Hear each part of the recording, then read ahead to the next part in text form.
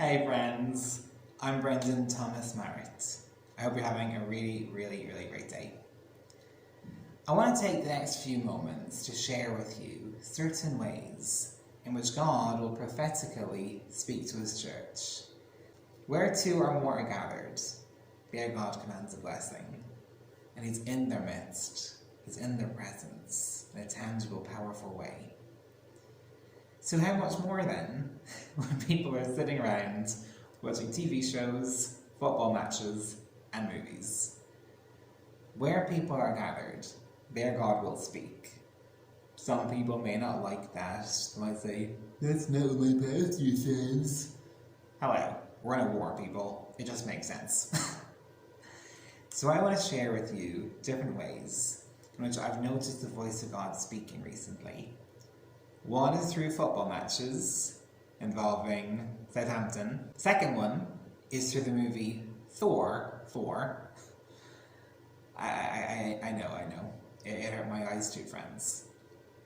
And the third one is The Mandalorian. On Saturday, 27th of August, the Southampton Saints played against Manchester United's Red Devils. Being a Christian, it's pretty obvious which team I hoped would win. So imagine my disappointment when the Saints lost to the Devils. Fernandez proved to be the Red Devils' match winner, scoring the only goal of the game. A few days later, they were at it again. The Southampton Saints, that is, not the Devils. And this time they were playing against the Chelsea football team. Now, as you can see, I'm wearing white and blue. I do come from a family who love Chelsea, I'll be honest. So I kept my opinions and my bias to myself. But honestly, I had a sense, which I even told my younger brother, that Chelsea weren't going to win this one. But something was going to happen that God was going to speak through. So the Southampton team called themselves the Saints. Chelsea's logo is of a fire-breathing lion. Therein lies significance. I detected that automatically and said, second wind for Southampton. 45 minutes in, Armstrong scored. It was a wonderful move by Southampton. Ward-Prowse pulled back into space, ignoring the shouts to shoot from the crowd, and swept it out to Perraud. He fizzed his cross in, and Armstrong took a touch before firing it into the back of the net with the help of a deflection from Koulibaly. 2-1 to Southampton, and they won. So why is this important? Well, Job 33:14 says, "For God does speak, sometimes in one way, sometimes in another. But He's always speaking. And why wouldn't He speak during a football match when He's got the attention of millions?" If you've been watching this channel for a while, or your eyes are open, you'll know that the European Union, World Economic Forum, the US Democrats, and the Republicans, let's be honest, most of them are Republicans in name only.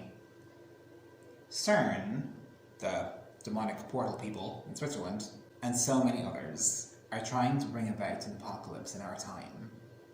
When our own Minister for Transport starts hinting at a one-world totalitarian government. So if I had my way, if there was a one-world dictatorship where we could make that level of ambition and deliver it, then I'd be very happy.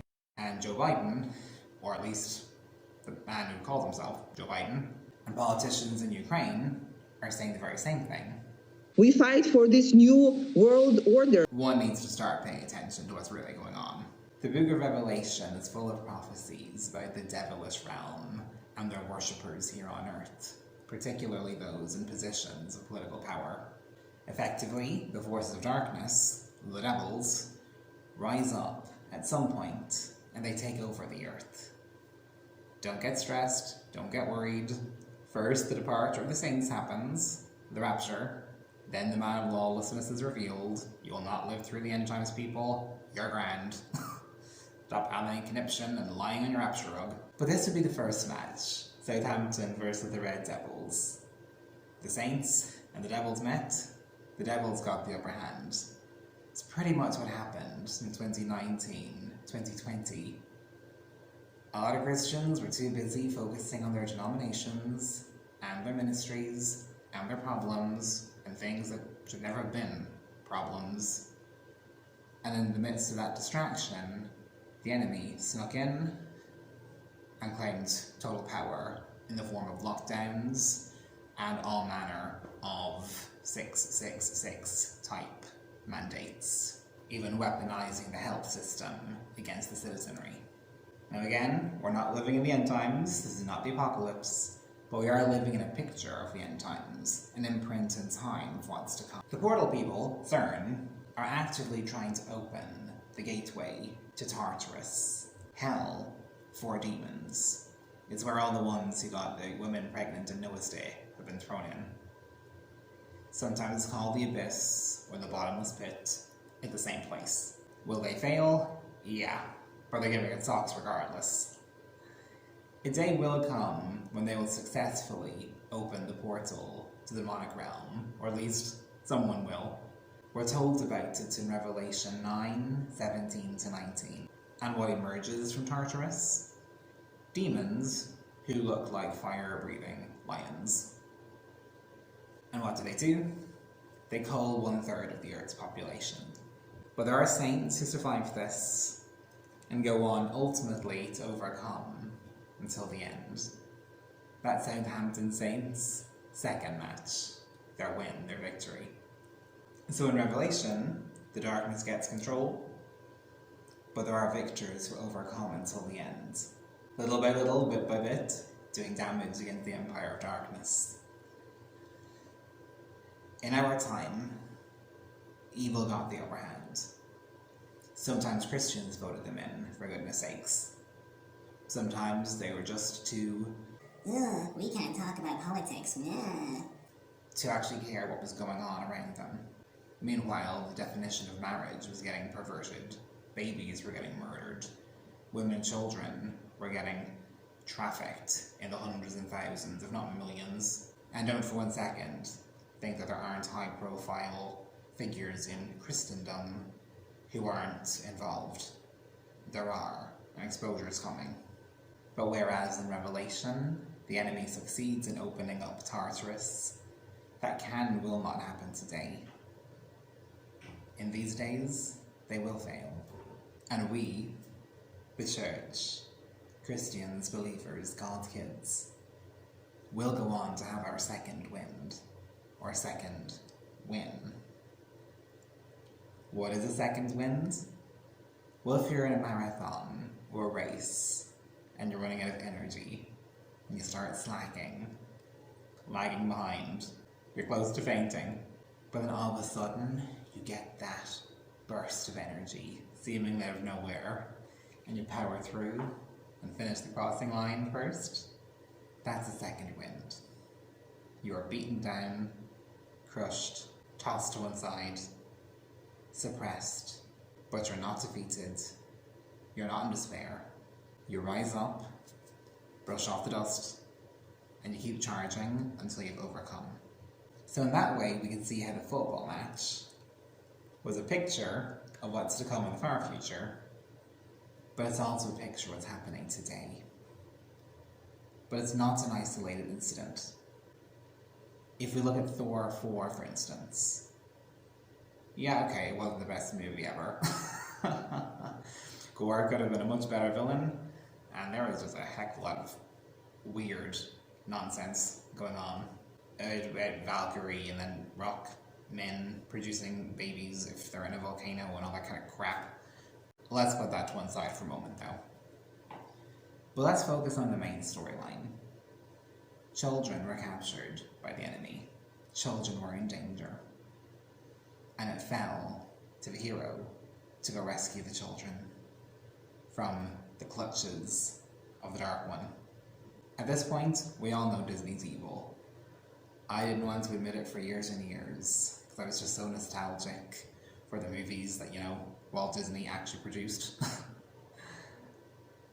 But when the CEO literally tells you that grooming children is not only on the to-do list, but for years has been well underway, where they're trying to make your children queer, sexually confused, try to dissuade your daughters from growing up to be in love with men, and your sons with women, you know that the enemy is behind it. So in this movie, the hero is facing the villain to rescue the kids. The hero is the son of the All-Father. He's got power over lightning, he is a light being, and he's charging towards the darkness to rescue the kids. That's what the body of Christ now have to do for children. Insofar as not letting your children watch Disney movies, at least not the ones which promote degradation and the plans of the enemy, but also to start praying and interceding that all those in Disney who despise the things of God, who despise the men and women of faith, spiritual stamina, and sexual obedience that God has called our kids to be, that those people be removed from their positions, that there be more exposure, and that they be ousted, where they can never again sow seeds of wickedness, or perversion, or abomination in the minds of your children. And if some of you are watching this and you feel offended, and you think that what they're doing is actually good, because they love children, they want children to express themselves, then why did they say they would pay for women to go and kill their babies? Anyone who murders children hates children. It's that simple. It's not complicated. And these sentiments are echoed in The Mandalorian, where you've got a Christian, he's wearing the armor of God, hello, a helmet to only think salvation thoughts, a breastplate to guard his heart from the wiles, tricks, and fiery darts of the enemy, the belt of truth, so that truth surrounds him and upholds him, the shield of faith, because with faith you can move mountains, and without it there is no pleasing God, shoes for the readiness of the spreading of the gospel of peace in any and all terrain and harsh environments, and the sword of the Spirit, which is the word of God, which cuts down the plans of the enemy, the sicknesses of the enemy, your spiritual enemy themselves. And the whole story of the Mandalorian is that he is protecting the child from those who would do the child harm, ultimately to bring the child to a sanctuary, a place of safety, of protection, and of intimacy, where the all-seeing, all-loving, all-creating one.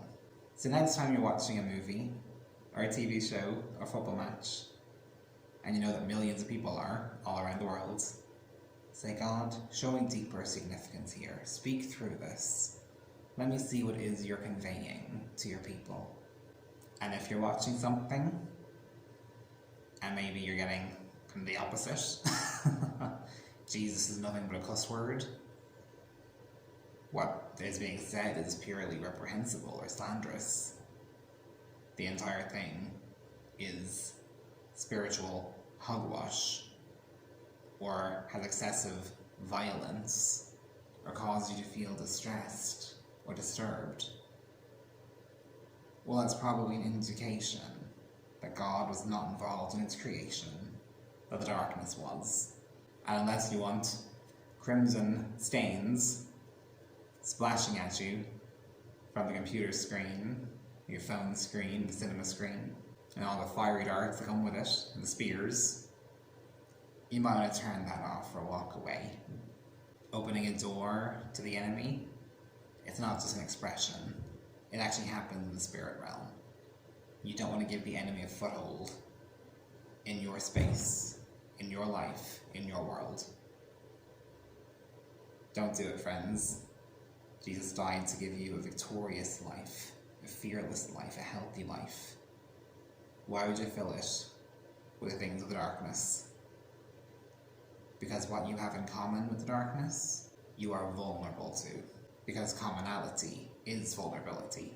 So I pray that God speaks to all of you in the weeks and months ahead in ways that you will clearly understand, whether in dreams, visions, the Bible, prophetic words, other languages, situations, banners you see in the street, through the people in your world, through TV shows, movies, and sports.